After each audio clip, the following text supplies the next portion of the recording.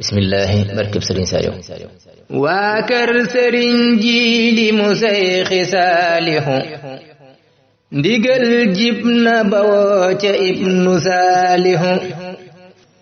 waa kër sëriñ Jiili mu Seyxi Saalihu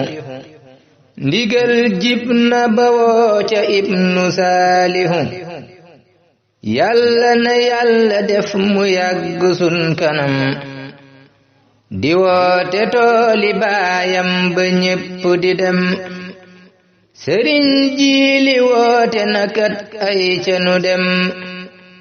ca tooli ummul xuraaya jëf ndigalam sëriñ Jiili woote na kat ay ca nu dem ca tooli ummul xuraaya jëf ndigalam woonan ci bépp donga Seyxi Saalihu ak xarit ak soppe yu Seyxi Saalihu ku nekk noo ngi ci seenu sab taxawaay kun ci abal oto mbaa mu jox nu hidaay ku nekk noo ngi ci seenu sab taxawaay nang ñu abal oto mbaa nga jox nu hidaay ay ca murit ku sab sëriñ woolu faxal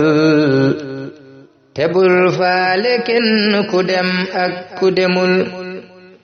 nu ñaan yàlla dem ci jàmmu del siitam te lun fa ñaan yàlla yàlla buur ne na xam sëriñ Jiili yàlla na yàgg sun kanam te lépp lum yéene yàlla may ko ci ndam sëriñ Jiili yàlla na yàgg sun kanam te lépp lum yéene yàlla may ko ci ndam amiin yéen a ngi ànd ak seen groupe Khelcom communication.